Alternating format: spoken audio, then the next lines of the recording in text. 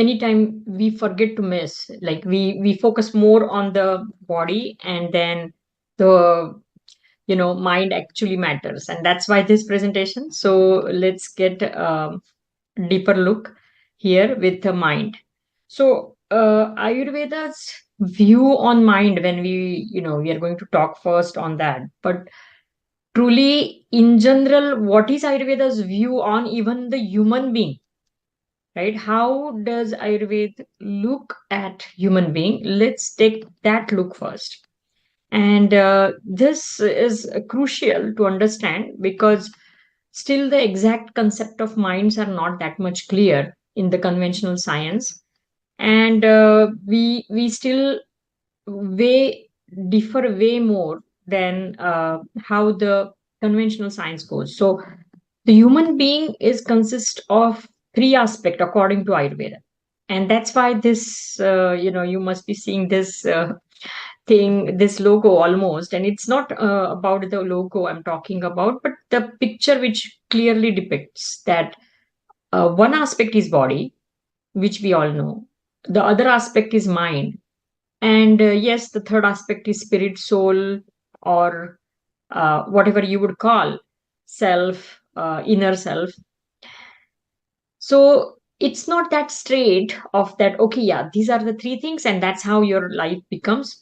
Yes, that is true that these three things are essential to create the life. But what Ayurveda says that the two things here, which are body and mind, are actually absolutely inactive if this blue aspect of inner soul or Atman or spirit is not there.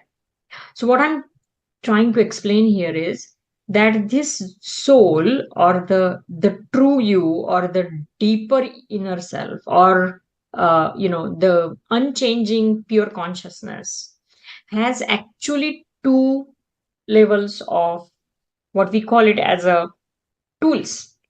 It has been given two tools, and that's how then the inner soul actually takes the experience. And that experience, I mean, for to get that experience, these tools are given. And these tools are in the aspect of two levels, which we call very popularly known as Bahya Karana and Antak Karana. I'm sure many of you must have heard this terminology, Antak Karana, and we sometimes even say that, you know, I have a deep sorrow in my Antak Karana.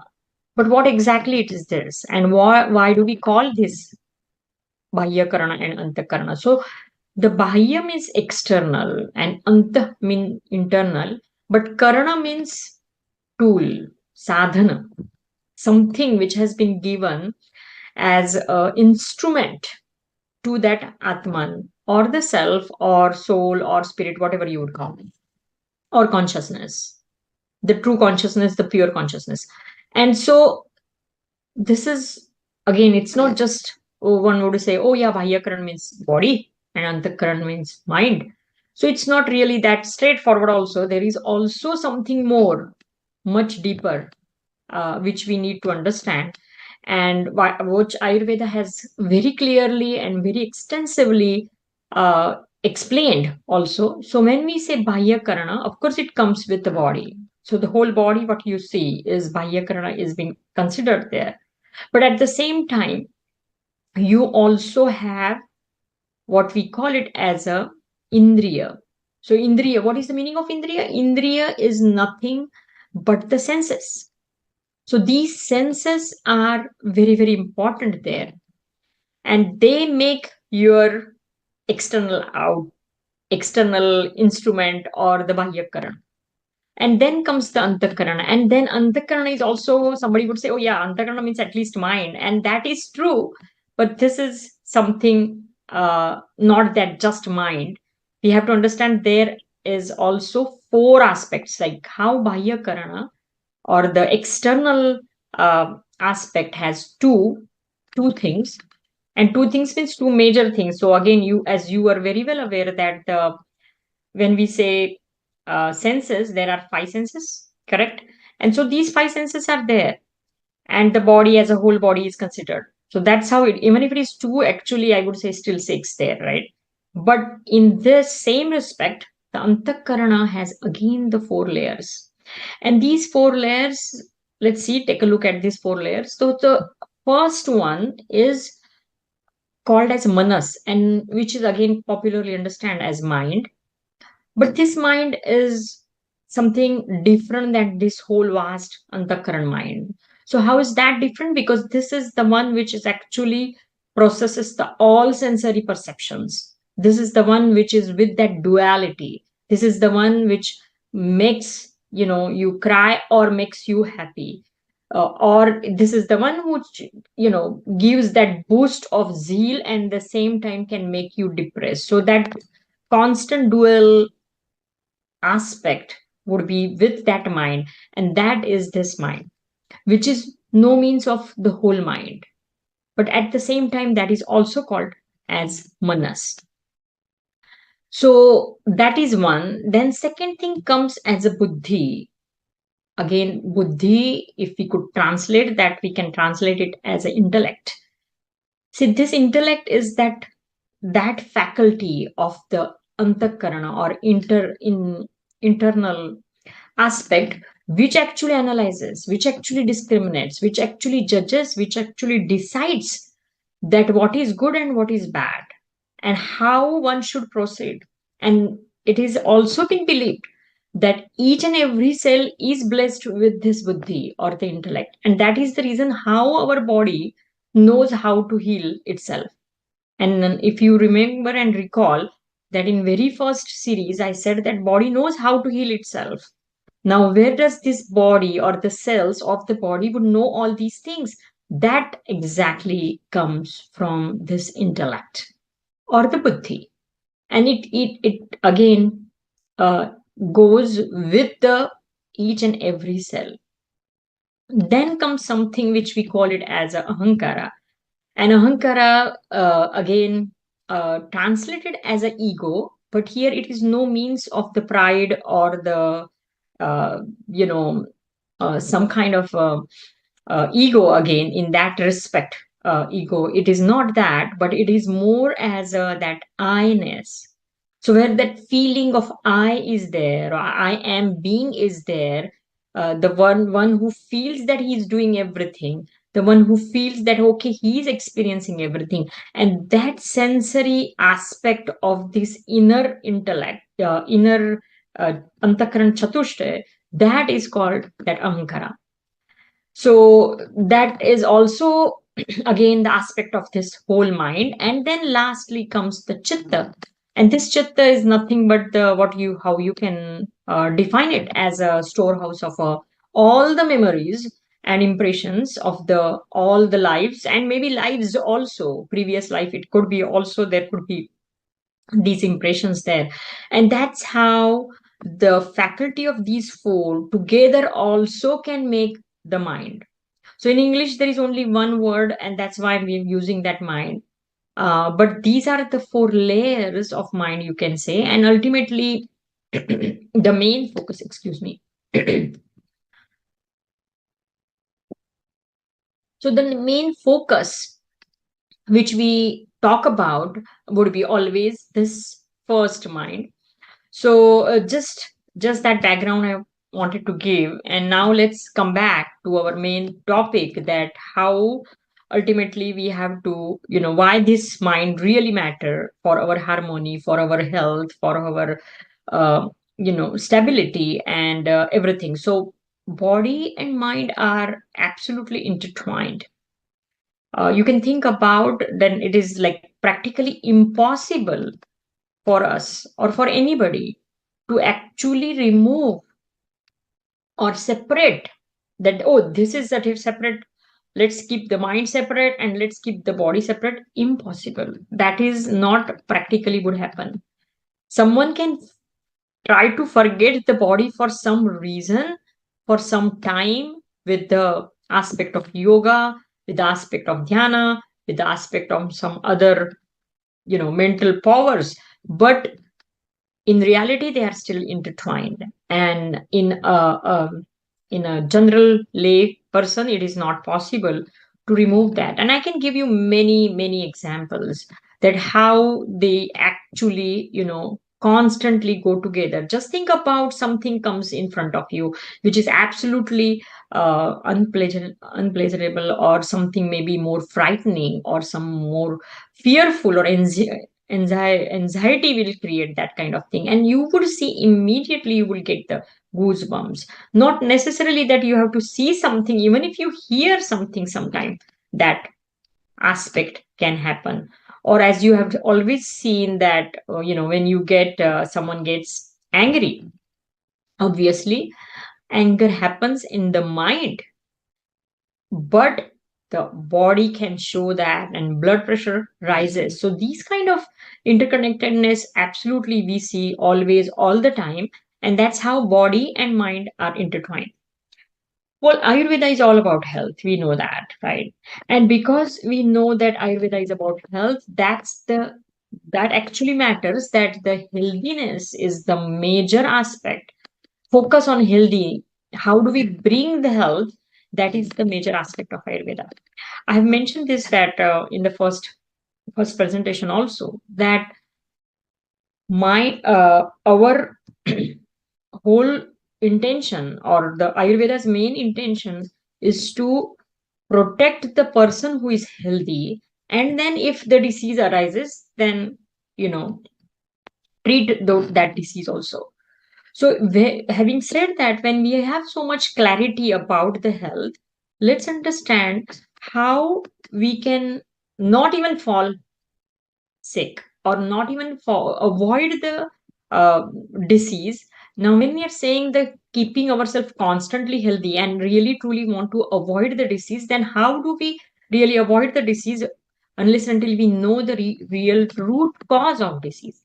And so here, Acharya Charka says very beautiful verse, and I would like to quote that. And that verse is Pradnya Paradhat Rogaha. So what he says, that there are many causes of diseases, but there are three main causes of diseases, and then one of that main causes is the Pradnya Paradha. So what is this Pradnya Paradha, right? So the Sanskrit word Pradnya Paradha is again made up of two words, Pradnya and Paradha. So Pradnya means knowledge, Pradnya means wisdom, Pradnya means knowing, Pradnya means intellect, and Aparadha means crime. So when you do the actual crime against your wisdom, so your wisdom is telling you something, but mind says, no, I want to do this. And there the actual, all the causes of disease starts. So for example, you have gone to some, maybe for a party, and then you had a nice food, and then, the host says that, oh, we still have the dessert, and then you say, no, I'm full, but since because that dessert, which you are very fond of, comes in front of you, your body is telling you, you had burp also, you said no, your body is suggesting that no, you are really full, but you still tempted to eat that dessert. And this is a very simple example, but that what I'm talking about, crime against wisdom. So your intelligence was telling you, your bodily intelligence was telling you not to eat more, but you still ate. And so that this is a one example, but the same many example happens that you are feeling very sleepy, but the phone, the indication rings, or the message comes, or the WhatsApp message comes, and then that says that something gives out a very exciting news there, and now you're feeling sleepy, you forget about your sleep, you say, no, I don't want to sleep, that I want to see that. So these kind of things are many times would happen, and that is the exact aspect where we call it as a Pradnya, right? So when we understand this Pradnya, now the cause of the disease, like the root cause of the disease is being said. So let's understand now how what is the role really about the mind in formation of or manifestation of diseases.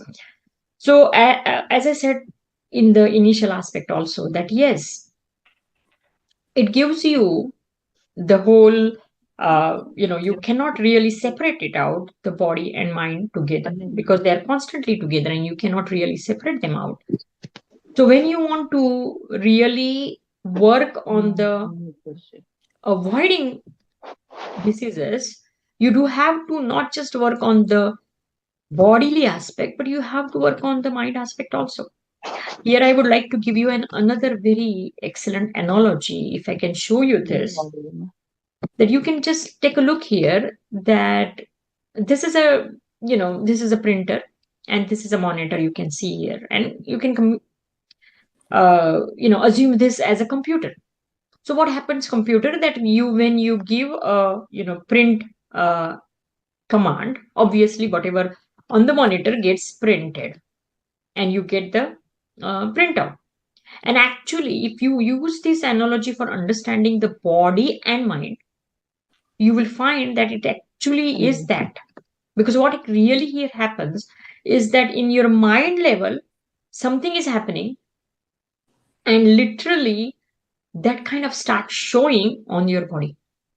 So think about this, and it might have happened also in your life sometime, or when you often see that also, that you're suffering from some kind of a skin diseases.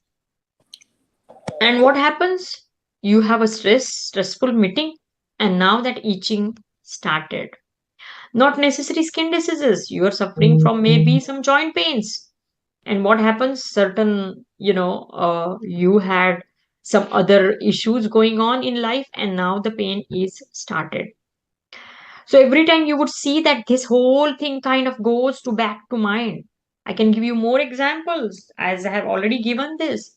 You're unnecessarily angry with someone, or even if there is a reason for anger, you're shooted the sudden increase in anger actually shooting your blood pressure up. So what is happening something in your mind, and it is being shown on the body. The acnes are another very similar example, that something happens and people many times break out into the acnes. So you would see there is a strong bond, strong relation, and this relation always manifest. As a matter of fact, it has been believed that most diseases have the psychological causes. And we'll see even that also, that what could be that? Is there any relation? And there are books written on this also. So many of the diseases would have this some kind of a root somewhere deep into that mind, and all these lasting diseases, maybe which could be a physical disease, right? Somebody is suffering from osteoarthritis, maybe because of a aging aspect. And still, if you suffer a lot, long period of time, they all actually will start having the psychological effect.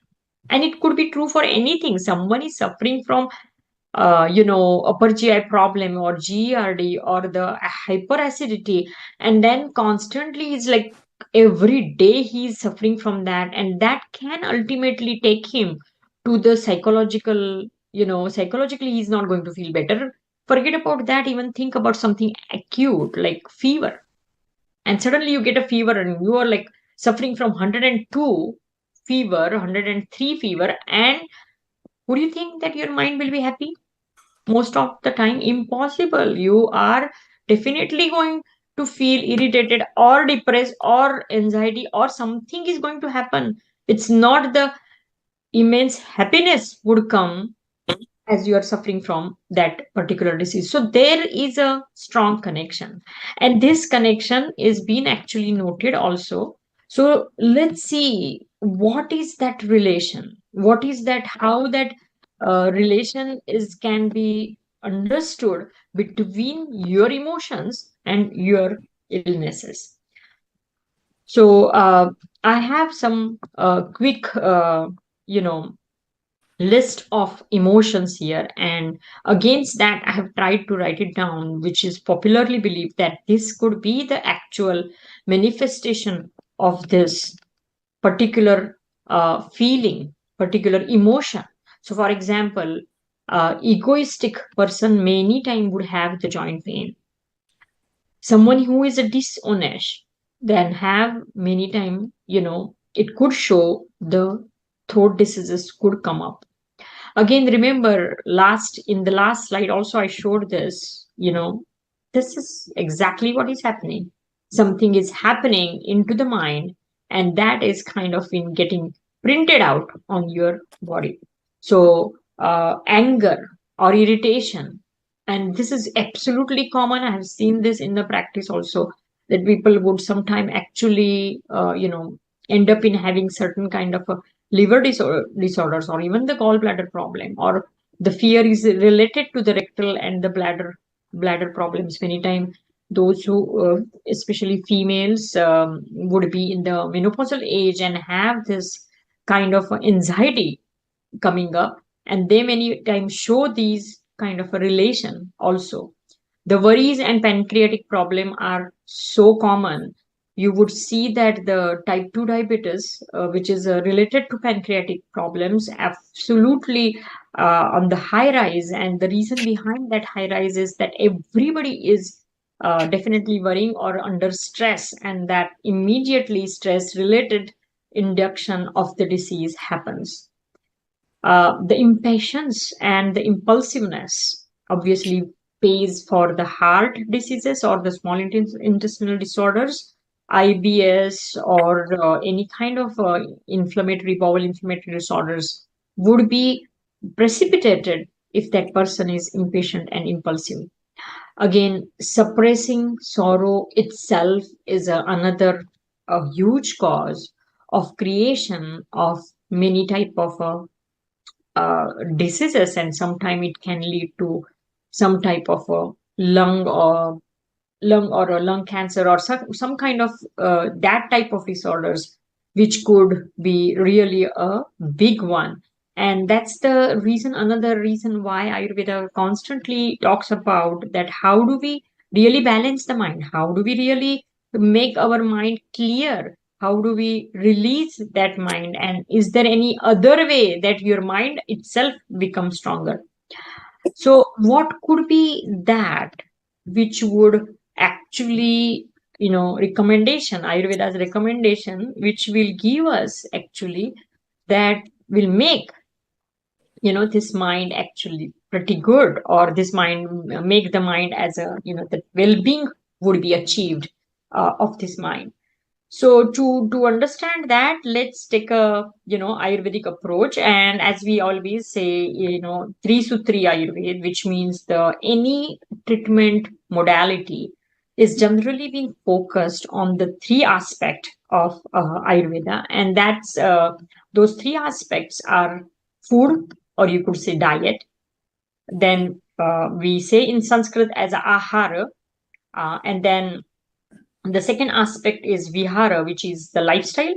And then the third aspect comes, of course, aushadhi. If it's necessary, then how do we, you prevent these and certain medicines. And again, here, many time medicines, as people think about that necessarily something to eat, or the tablets or the pills, then but I'm going actually beyond, and we will talk when that aspect will come. But let's first take understand about this diet, because diet is truly important. And someone would say that, oh, we thought that we eat diet for our body. But I want to quote here Chandogya Upanishad, which very clearly says, and Ayurveda accepts this completely. And it says that the coarse part of the food are, eaten, and that comes out as a stools or the feces. And then the subtler part becomes the flesh, which means the bodily part. And the subtlest part actually becomes the mind. So the coarsest part, we know the fibers and all these things which would go as a stool and out, which again, traditional medicine also accepts that, correct?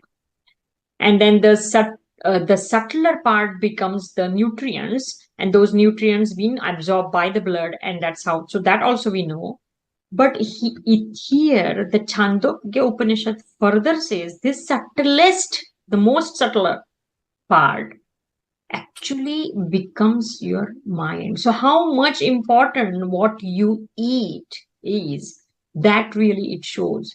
And by eating pure food, really the mind is going to be pure, because you're feeding that not to your body but also to your mind. So let's understand which type of food Ayurveda recommends to eat for the mind to be more stable, mind to be more active, mind to be more sattvic. And obviously the sattvic diet is truly recommended by Ayurveda. That, and now when you say sattvic diet, how do we understand sattvic diet? So very first aspect of sattvic diet comes as a vegetarian food. So this vegetarian food would go as a um, you know basically is the sattvic food, I would suggest. So avoiding the meat aspect, and in that, maybe if you are eating meat and then you say, "Well, am I not eating at all sattvic food?" Then I would not say that way. I would say in a smaller quantity, if you are eating meat, that is also okay. That is fine. But if you're eating meat for the 3 days, 3 times in a day, or practically every day, even if one time, that is also could be little bit more. And nowadays, as you know, that we really don't have to uh, that much our awareness has been developed, and people are becoming more and more vegetarian, and that's a good thing. And that's why this vegetarian diet is truly important. You have many time non-vegetarian argument is eaters argument is that we don't get protein, but now there is that the plant-based protein are popular, and they are good also. And again, a lot study has been done uh, actually for the even the anti-cancerous treatment recommends to one to have just to prevent the cancer. It has been recommended that vegetarian diet is more important. Now, one aspect is vegetarian diet, but along with that vegetarian diet, there is another very important aspect, and that important aspect is that your food should be pure. And so pure means what, right? So the meaning of pure is that it should not be truly too much mixed with something which is truly more processed. And at the same time, it should be rich in prana. Prana is a life force, right? So how do we understand the prana rich food? The best example of prana rich food are considered as a fruits, but never the mind, the vegetables are also considered as a prana rich food. So anything which is fresh will be considered as a prana rich food. Now, however, somebody would say that, okay, I'm freshly cutting some uh, non-vegetarian food and making like poultry or something and making the food. Would that consider the prana rich? Then I would say no, because there is already a dead food there. So prana is something considered which comes from the vegetables and live materials, because even if you cut the vegetables, it's still considered to be the healthiest and prana rich food because it stays there even after till the 24 hours. So another meaning of prana rich food that you should eat fresh and which is not stale. So how do you define staleness, right? So ideally it has been said that, okay, if you keep eating, if you make something, then you should ideally eat within 2 to 3 hours. If that is not possible with this whole change of the what we do, maybe that is not possible for some people, that they have to go to work or something, then that is also okay, that they can eat after on the same day. And someone would say that, but that is also not possible because we cook in the evening only, and then not we cannot eat everything finish into the same day because we have to go in the morning and travel to work. Then that is also okay as long as you are eating it within 24 hours. That can be considered at least the fresh prana rich food. And that's how it would considered freshly cooked. Balancing in nature. So now I would like to explain you what is the meaning of balancing in nature. So Ayurveda talks about certain food combinations which are important because their energies are different, their natures are different, and that's how they should be balanced with that nature. And then we would say that, okay, these are balancing in nature. So just to give you an example, if you would eat, milk and fruit together, any dairy and milk together, which is very popular, unfortunately, but that really doesn't go together. So that's not necessarily a good combination. I mean, in the same respect, you should not be mixing dairy and any kind of a fish together, or certain aspects together are considered absolutely not good. So that's how the balancing in nature I wanted to talk about. And then the easy to digest. So this is another very simplest thing, that as I was telling you, that whatever you would eat, absolutely mind will have the action on it. So if you eat too much light, then also you're going to have the giddiness, and some mind will start, feeling the ungroundedness. So which is also not good, right? So you want to eat something which is easy to digest, but not too heavy and not too light. And how would we know that? Yes, everyone knows that as you feel what you feel when you eat, that those are your indications that that means you are eating easy to digest meal, easy to digest meal. The another another excuse me another simplest form which I could tell and recommend is that maybe think about this, that after eating within at least 2 to 3 hours, if you're not necessarily before that, if you're feeling hungry, then you are not really eaten sufficiently balanced food, or it was too light for you. And if it is like you're eaten and 3 hours, 4 hours, 5 hours, 6 hours gone, and you're still not hungry, that may be the heavy food, that can be considered heavy food. However, we have to understand this also, that where you are eating, when you are eating, those aspects, what is the age, what is your age, and how is your digestive fire, or how is your body type, these all things would definitely matter. So those points should be considered.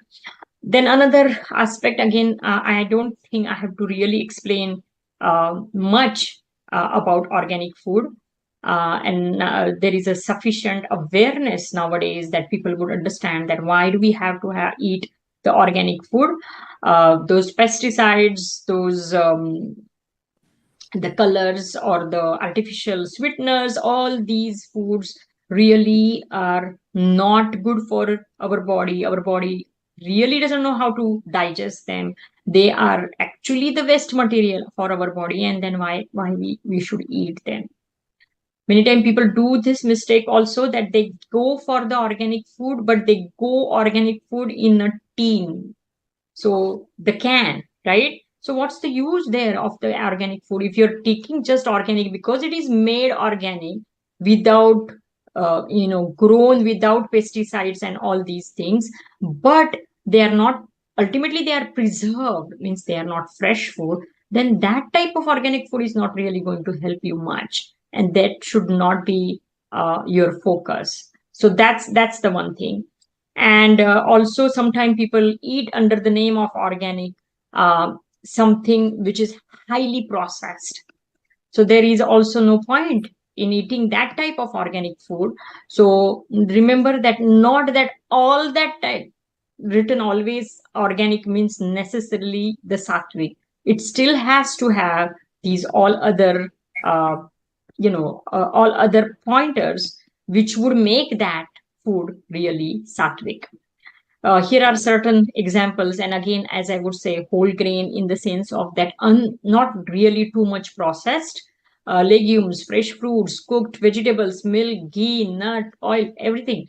All these things can be absolutely considered sattvic, and again, the vegetarian food.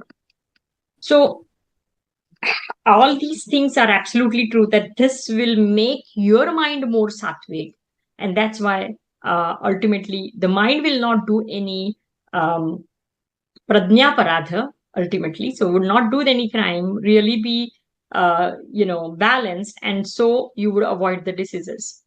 Now, even if sometime you have on your plate all this absolutely good stuff, still it can be can become a bad for you. And when that, and how do we understand that? So for that reason, I want to explain a simple mechanism. What happens is that any nourishment when happens, it happens at the two level. The very first level is the gross level, and that means it comes from the gross food. So the food which you eat, that becomes a gross food for you, and that's how it will create, it will support your mind, or it will nourish your mind. But mind gets nourishment from certain subtle, subtlest aspect also. And what are those subtlest aspects? Let's take a look. So the subtlest aspect I'm talking about, not just the gross food, but the actual taste of the food. This is something very interesting Ayurveda talks about, and that's why I want to cover this part also. That we think about food as a, just when we put something into the food, but this food, Ayurveda has a very genuine as what would you call it, as a, you know majorly Ayurveda would recommend that how do we define any food. So for example, in a conventional medicine, when you say talk about food, you generally understand in the sense of, okay, carbohydrate, fats, and proteins, right? So for, in that same respect, Ayurveda defines food in the basis of its taste, rasa, right? So there are six tastes according to Ayurveda, and we all know these tastes: sweet, sour, salty, and pungent, bitter, and astringent. So these six tastes actually not just taste for your tongue, but they actually work on the body as well. And let's take a deeper look here, that what this taste can do. So I'm talking about all the taste and their mind aspect. So they have the function on the body, which you already know, or you have experienced, but I want to give you their aspect on the mind. And when you eat in the proportion, then also they give certain aspect of thing. So, and that is which is good for that certain aspect happens for the mind, and I'm only quoting here the mind thing. So the sweet taste actually creates the joy, love, peace, satisfaction. So you just always see that whenever you're hungry, you feel like eating something sweet, and that is because that creates that satisfaction, that creates that even compassion, the love. That's why the chocolates are given as a token of love many times, and the compassion and the happiness. So this is for the sweet taste of the food. Now I want to also mention here that sweet taste not necessarily as a sweet, as a sugar sweet, but according to Ayurveda, the bland taste is also considered as a sweet taste. For example, rice is sweet. Um, you know, any other type of bread could be considered as a sweet. Milk is considered as a sweet. So, not necessarily sweet as a sugar or the jaggery. But the same sweet taste, if you would take in the higher quantity, then you are actually creating at the mind level attachment, cravings, possessiveness, greed, lust. All these things will start developing into the mind. And as you know, those emotions which would develop, and constantly the level of the mind, if you keep on eating, your action ultimately would start happening because your mind is now can become like that. Then we come to the sour. Sour taste basically would go, and in the proportion if you eat, then it is a nice, good. Actually, it will give the clarity. You remember, many times we squeeze some lime, and that gives us the zest to the food, and it kind of like gives the clarity also to the mind. It creates that discriminative power also. It is little, in Ayurvedic language, we would say it is little heating. And so that creates that acuity also, and the appreciation also. But the same sour taste, if taken more, And that will create the enviness, that will create the regret or even the resentment. So, sour taste, as you would understand, like maybe lime or rhubarb, these kind of thing can consider sour. Then we come to the salty taste. Salt, everybody knows. So, salty taste also necessary. We cannot eat without salt. We need salt. Salt gives us the, again, the ease of eating food. And so it creates that same ease into the mind, zest into the mind, enthusiasm, and even the confidence that when you would eat in a normal proportion. But if you exceed, or if you start eating too much salty food, obviously it will also create that addictiveness. I'm sure you have observed this many times, that there are bag of chips you open, and sometime if you are not really more aware, you would go and maybe finish even the bag of chips. And why that happens? Because that salty taste, too much excessive salty taste, can even make you more addictive for that temporary time being also. So then we come to the pungent taste.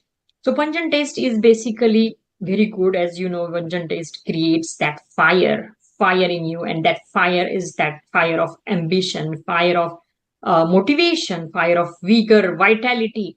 So all these good thing as a positive aspect comes to the from the pungent taste. But if you eat too much, again pungent, then it starts going again into your mind, and there it would start the hatred, the anger, the aggression, the irritability, the impatience. All these negative emotions can start developing and growing into your into your mind. After pungent taste, we are going to take a look at bitter taste. So bitter taste is always a very little we eat, and that is good. It is also considered the bitter taste is for the yogis, and yogis would eat more bitter taste food. Again, the way I said that the bitter taste, like as I was saying, the sweet taste is not necessarily sweet, sweet. It could be little more bland, and that's how the bitter taste is not necessarily bitter as a bitter melon, but all the vegetables can actually, the green leafy vegetables are considered as a bitter taste. So it is considered, excuse me, bitter taste is considered very light taste also, and that's the reason it digests super fast. And it digests super fast, it actually removes the toxins very easily, it carves the tongue also very nicely, and that's why it creates that healthy detachment. So you don't keep on eating the bitter food more and more. The way I was telling you that the salty thing, the chips or the french fries, you would keep on eating them again and again, and that's never happens with the bitter taste, because bitter taste would be, you will eat and you will satisfy also there, so that healthy detachment can be created. And it also gives actually more insights, more self awareness, and that's the reason I was saying that the yogi or yoginis would further, like, they, that's the reason they would eat that these kind of bitter taste or more vegetables and more things.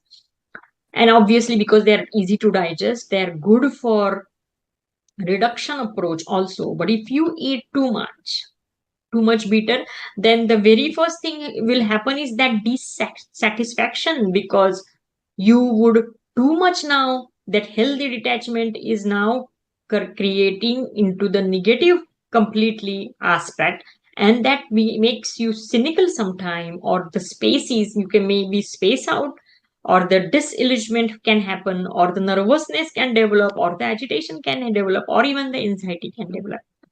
So that's how the bitter taste will act. And then comes the astringent taste. Astringent taste is something which kind of like, um, pulls your tongue or gives you too much dryness on the tongue, as you would eat the some sort of a unripe banana, or if you know how the aloe vera uh, taste, or the red wine. These kind of things are actually the astringent in taste.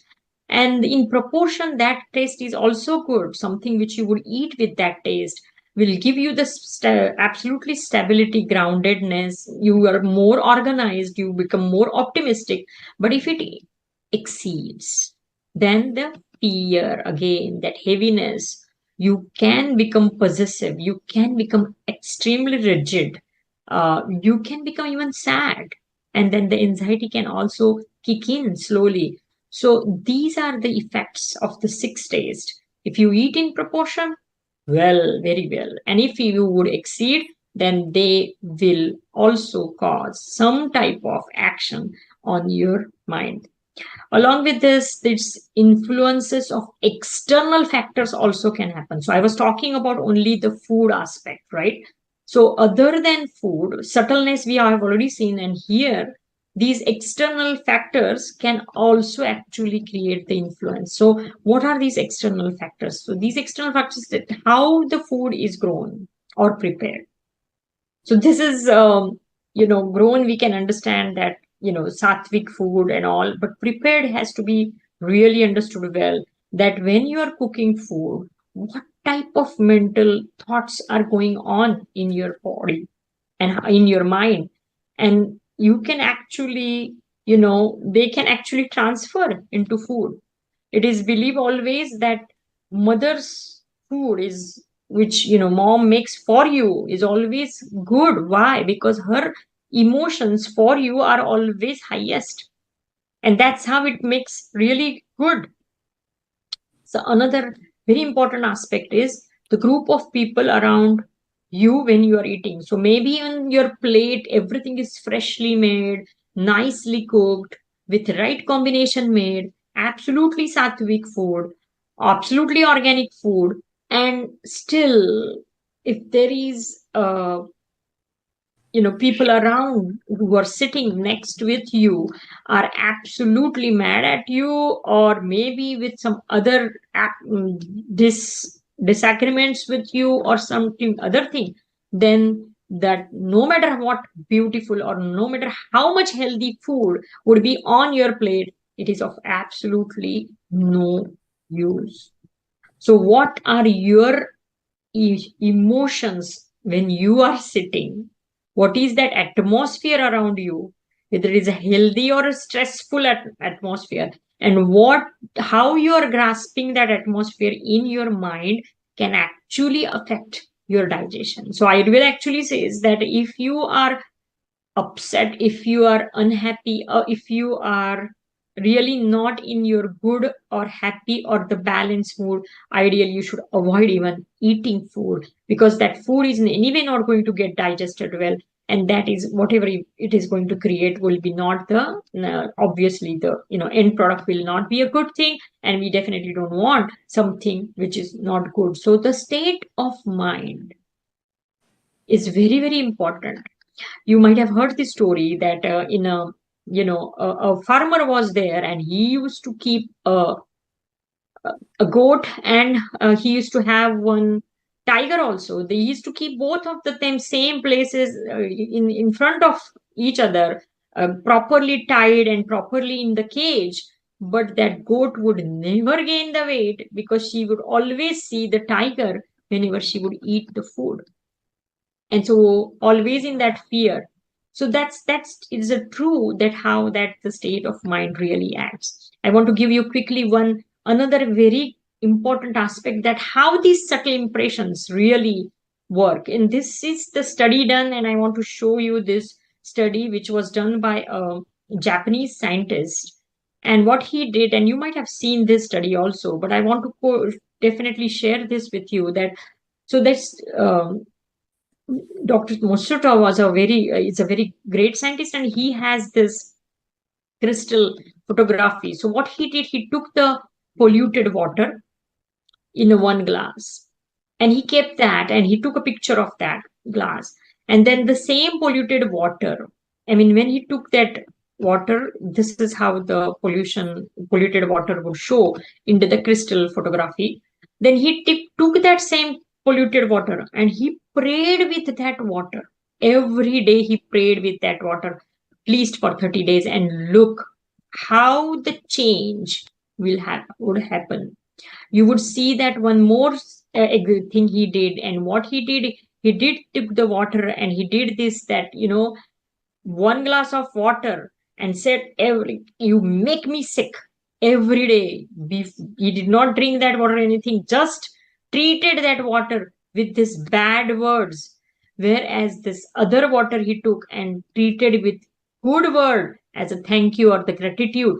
And you will see, this is the bad word and this became the good word. So this is that water crystal photography which looks so yucky, and this is the water of the same thing. So as you know, our body is 70% water, and when we blame ourselves, we are actually creating those bad molecules amongst ourselves. So how much subtle impressions can make the problem, and that's the whole thing you have to understand. Now, talking about the medicine, the third aspect of Ayurveda, and again, this medicine, we are not, I'm talking about for the healthy mind and not really for the diseased or any other mind, and that is scope of out of this presentation. So, mind aspect is being always treated very differently. So again, obviously, the way food we talked about, the same way medicine is also with some food, how the gross food we talked about, right? So that's how gross herbs are also there, which can be taken. But I'm not going to really talk about that. I want to take you to the different aspect, those subtlest aspect of the mind.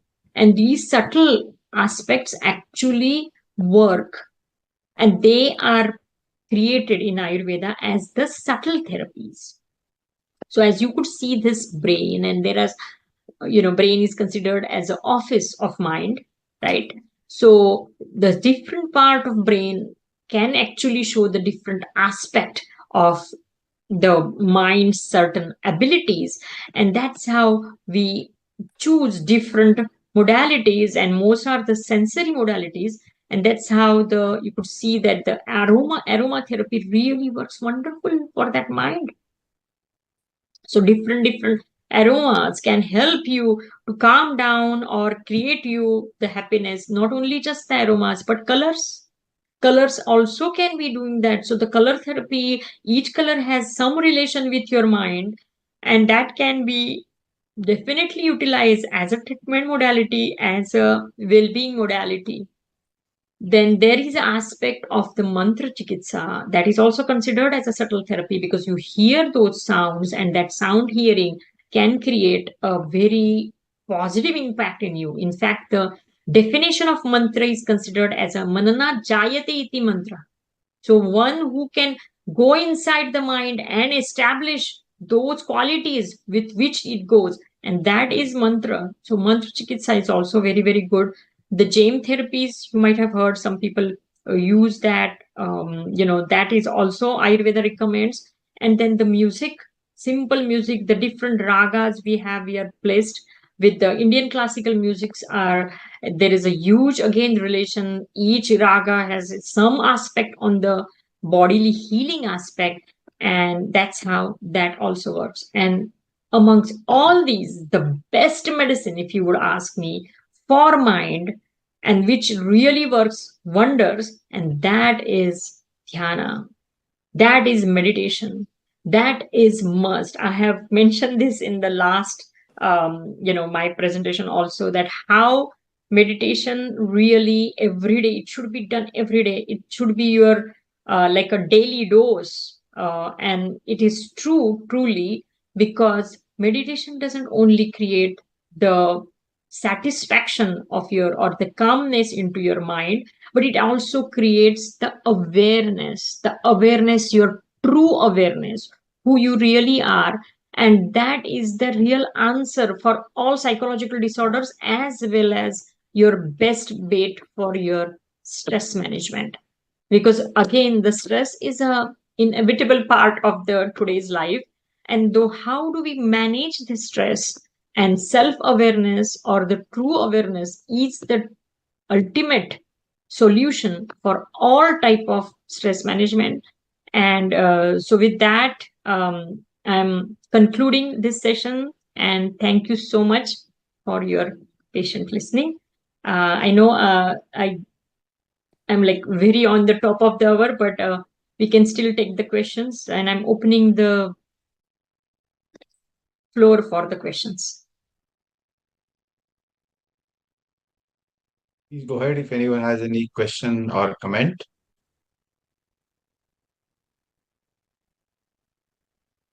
But in the meantime, doctor, this was really good today, especially, all of us, our Vitthal Mandir, audience is, most of them are already engaged in meditation and, Mhm. a lot of reading, mantra jap, nama jap. So I'm sure they were able to appreciate a lot. They were able to connect a lot with what you were explaining today, especially the color therapy, the fragrance therapy, the subtler aspects, which, the highest peak of that would be meditation. Many Right. of them are engaged, but I think you today kind of gave a map to people in terms of, how these things can be adopted in your lifestyle. And that makes it, if many of us have questions in our mind, why light a lamp in front of the god, and why do keep flowers of different colors, and all kinds of questions people have. Today you give some indication as to what is the thought process behind that, in not just Ayurveda, but overall Hindu scripture as such. So this was wonderful. And if anyone has any questions right now, or you can write to doctor, write to me, I can forward it to her, and let us keep this good discussion going. Thank you very much, Dr. Raut, and Jai Hari Vitthal. Jaya Hari Vitthal. Thank you.